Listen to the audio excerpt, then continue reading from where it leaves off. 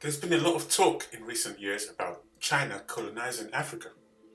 In the unlikely event that that actually happened, it would not be the first colonial relationship between the two regions. In this episode, we'll discuss the first colonial relationship between those two regions, the one in which Africans were the colonizers of China. Colonization is defined as the action or process of settling among and establishing control over the indigenous people of an area. In the ancient world, a colony meant an altogether different thing philosophically than it does in our modern age. Back then, the colonizing relationship was not necessarily exploitative.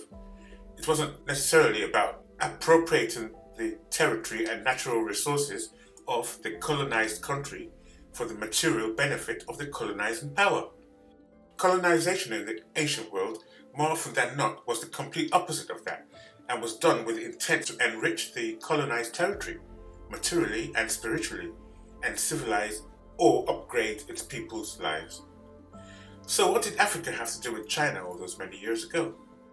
Well, to start with, the people of China for the last century have been taught that the Chinese people evolved separately from the rest of the world, and were descended from Peking Man, a pale-skinned, remote evolutionary ancestor. But a recent heavy-duty international study undertaken by Chinese scientists and multinational academics has confirmed that the Chinese people did not originate from Peking Man in northern China as was once believed, but rather they had originated from Negritos in East Africa. When this news broke in China, it came as a total shock to the Chinese people. It was especially crushing for those Chinese who held racist views and who were suddenly forced to see at the pinnacle of their cherished and proud ancestry and history, Negroid black Africans. Professor Jin Li, one of China's leading geneticists, led this monumental research project with an international research team that included Russians, Indians, Brazilians, and researchers from many other nations. Professor Jin Li actually had set out originally to prove that the Chinese people evolved separately from everyone else via Homo erectus in China. However, he ended up proving that the modern Chinese actually originated in East Africa. Professor Jin Li's research was based on DNA tests at the National Human Genome Center in Shanghai, China. Following the research, he stated, "Before the project started, I was hoping that I could identify or could be able to find the evidence that supported an independent origin of the Chinese in China. Because I am Chinese, who came from China, and through the educational process, I always believed that there is something special about the Chinese." Professor Li had singled out a male genetic marker that surfaced only about 80,000 years ago in Africa, which means that any man who carries this genetic marker must have recent African ancestors and cannot be a descendant of the more ancient Homo erectus. Professor Li took about 20,000 DNA samples from over 160 ethnic groups across all of East Asia, and after careful analysis in his lab, came to the following conclusion. We did not see even one single individual that could be considered as a descendant of the Homo erectus in China. Rather, everybody was a descendant of our ancestors from Africa. So Jin Li's research presented evidence affirming that the majority of the gene pools in China originated out of Africa. The final results could not have been made any clearer, and when posed with the question, "How did you feel as a Chinese person?" Professor Li responded, "After I saw the evidence generated in my laboratory, I think we should all be happy with that, because, after all, modern humans from different parts of the world are not too different from each other, and we are all very close relatives." So what all of this means is that Africans were the original people, and all other races are simply variations of the original African Negroid people. Moreover, the appearance of other races is a recent occurrence in world history and occurred after the migrations of Africans into Europe and Asia tens of thousands of years ago. There's also evidence of much more recent waves of migrations of Africans into Asia occurring in the last 2,000 to 5,000 years, and it was those migrating Africans who became the colonizers of China and who contributed massively to the formation and development of functional, civilized Chinese society. The earliest occupants of Asia were described as small black pygmies and Chinese historians also described the Funanese people of China as small and black. There is a contention by many respected scholars that the San people of Southern Africa are the direct ancestors of the Chinese people. According to Nick Gear, professor of history at the University of Idaho in the United States, as the San moved out of Southwest Africa towards the East Coast, they took with them not only a sophisticated microlithic toolkit, but also shell beads, the oldest such ornament in the current archaeological record. One scientist has speculated that trading those beads plus the San policy of sharing meat were advantages in their survival during their long journey to Asia. The Ainus, Japan's oldest known inhabitants, traditionally referred to a race of black dwarfs who inhabited Japan long before they did. The Ainu people originated in Egypt and are recorded as having made large migrations to the Asian continent, taking with them thousands of years of African knowledge and influence. These migrations would explain the existence of pyramids in China and Japan, which were built by the early African settlers of Asia. The Chinese and Japanese have absolutely no idea as to how the pyramids got there. China's pyramids are located near Xiangfu City in the Shenxi province. The Japanese pyramids were made of stones not indigenous to Japan. Several underwater pyramids have been found, such as the Yonaguni Pyramid in Japan, which is a step pyramid very similar to the step pyramid of Saqqara in Egypt, testifying to the extremely ancient settlement of Africans in these regions. According to Chancellor Williams, author of The Destruction of Black Civilization, ancient China and the Far East, for example, must be a special area of African research. How do we explain such a large population of blacks in southern China, powerful enough to form a kingdom of their own? Archaeology, the ancient texts, and forensic texts all confirm that China's first two dynasties, the Xia and the Shang, were black African. The first Shang king was Xuan Wang, which means black king. Xuan means black. Another Shang dynasty king was Xuan Niao, meaning black hawk. The Shang kings introduced the solar calendar to China. Anacalypsis is a really important book about ancient Africans in Asia, which was written by an English historian, Godfrey Higgins, born in 1772. Anacalypsis is an extraordinary work of historical research that was published at a time when it was very unpopular and actually dangerous to publish anything seen as favourable to people of African descent. It was published at a time most Europeans had been made to believe that Africans had made absolutely no contributions to world civilization.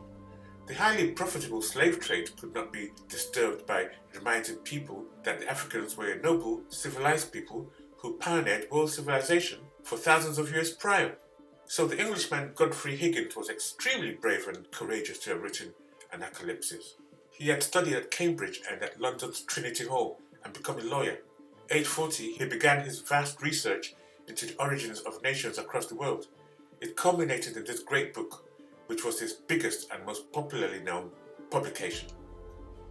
In the book, he wrote, "I shall, in the course of this work, produce a number of extraordinary facts, which will be quite sufficient to prove that a black race in very early times had more influence over the affairs of the world than has been lately suspected. And I think I shall show by some very striking circumstances yet existing that the effects of this influence have not entirely passed away." Higgins also repeated the contention of Homer, the ancient Greek philosopher, that there was in existence two major Ethiopian nations, the one in Africa, i.e. all Africa south of Egypt, and the other one in India. In fact, Herodotus, the legendary ancient Greek scholar known as the father of history, referred to India as Eastern Ethiopia. According to Higgins, there were two Ethiopias, one to the east of the Red Sea and the other to the west of it.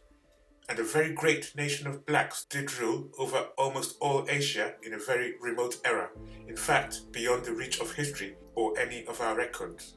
He went on, "We have found a black complexion or something relating to it whenever we have approached the origin of nations. The alma mater, the goddess Multimamia, the founders of oracles, the Memnons or first idols were always black. Venus, Juno, Jupiter, Apollo, Bacchus, Hercules, Astaroth, Adonis, Horus, Apis, Osiris, Ammon, in short, all the deities were black. the images remain as they were first made in very remote times. Godfrey Higgins continued, "The origins of all the gods have always been of the black race. The ancients viewed the sacred image of the divine as black, and woolly hair was a sign of divinity, called the hair of the gods. In my essay on the Celtic Druid, I have shown that a great nation called Celtae, of whom the Druids were the priests, spread themselves almost over the whole earth, and are to be traced in their gigantic monuments from India to the extremities of Britain.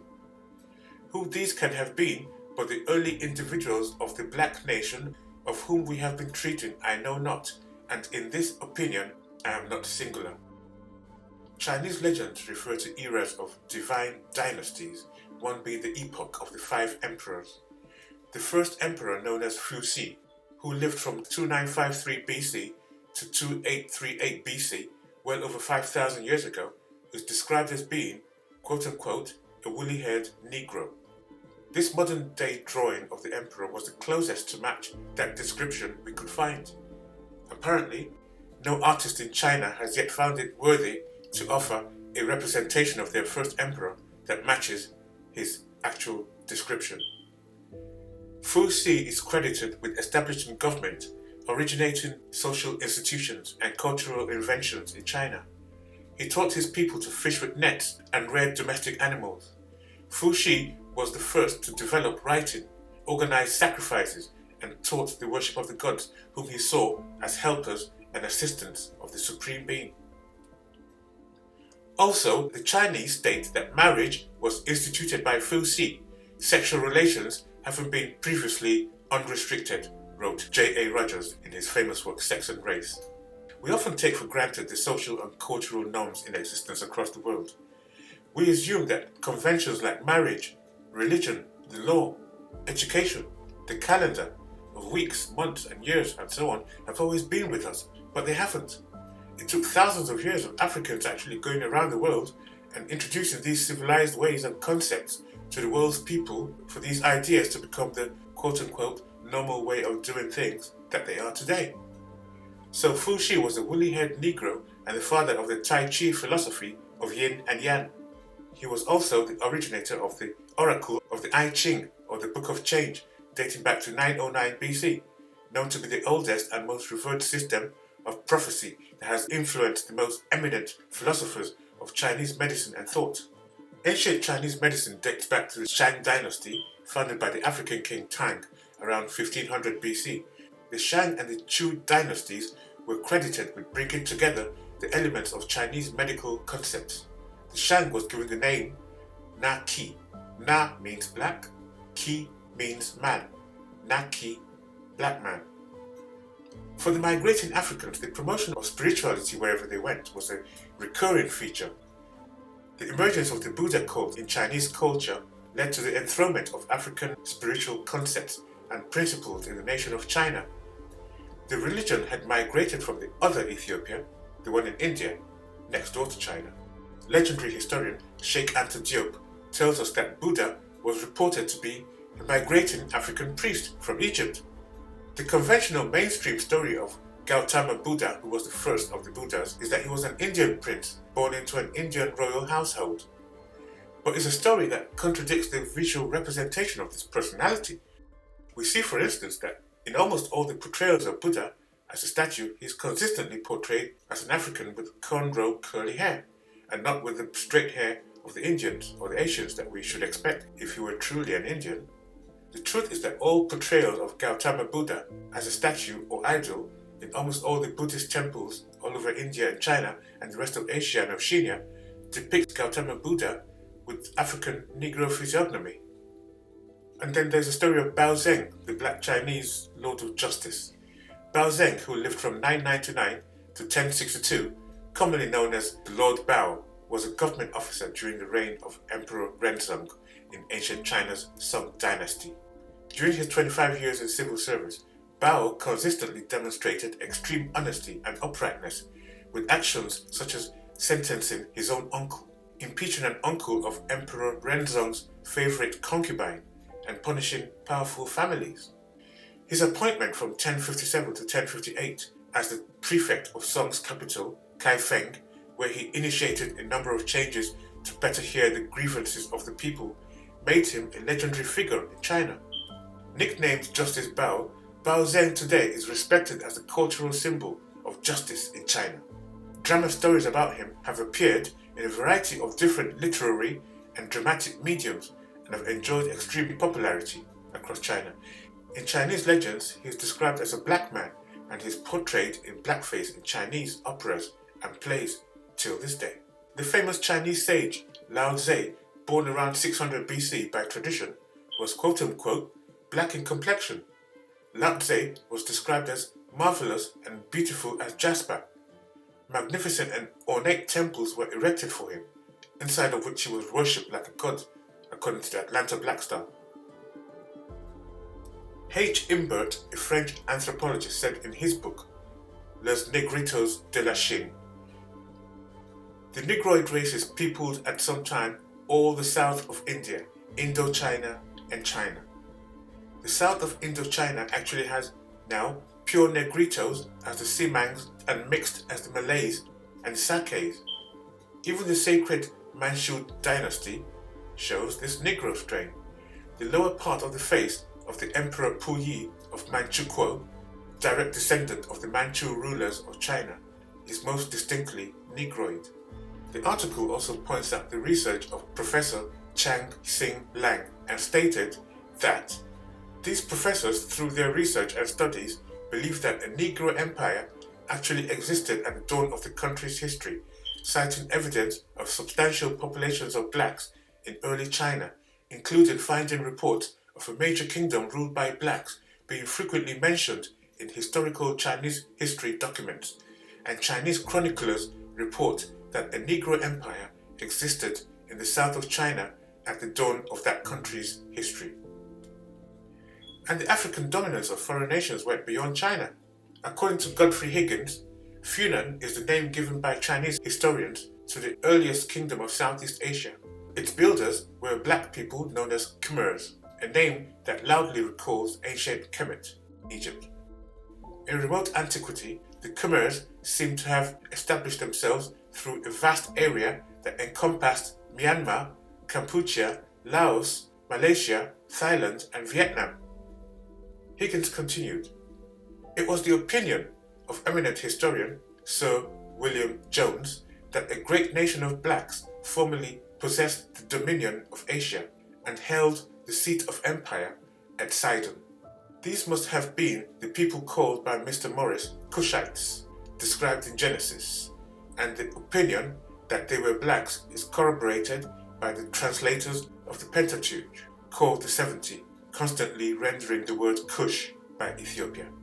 The religion of Buddha of India is well known to have been very ancient. In the most ancient temples scattered across Asia, where his worship is yet continued, he is found black as jet, with the flat face, thick lips, and curly hair of the Negro. Several statues of him may be met with the East India Company. There are 2 exemplars of him brooding in the face of the deep upon a coiled serpent. To what time are we to allot this Negro? He will be proved to have been prior to Krishna. He must have been prior to or contemporaneous with the Black Empire supposed by Sir William Jones to have flourished at Sidon, Lebanon.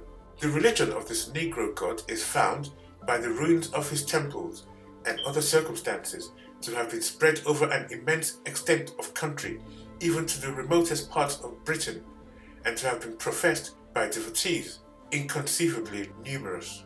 Mr. Wilsford, in his treatise on Egypt and the Nile in the Asiatic Researches, informs us that many very ancient statues of the god Buddha in India have crisp curly hair with flat noses and thick lips, and adds, nor can it be reasonably doubted that a race of Negroes formerly had power and preeminence in India. The learned Morris says the Cushites built the great temples in India and Britain and excavated the caves of the former. And the learned mathematician Reuben Burrow has no hesitation in pronouncing Stonehenge to be a temple of the black curly-headed Buddha. So there we have it. African settlers taught the Chinese to read and write, to domesticate animals, to get married, taught them the spiritual sciences, medicine, and how to use a calendar and dates, taught them statehood and administration by way of the first empires and many other conventions, the very building blocks of their modern civilization. The African colonization of China wasn't unique to China. It was the colonization of virtually the entire world for the spiritual and material progress and benefit of the world's people. The modern world just seems to have forgotten all about these monumental African contributions to our present civilization. But thankfully, we haven't. Thanks for watching this episode. Don't forget to like, comment and subscribe, and look out for the next one on Africa's great civilizations.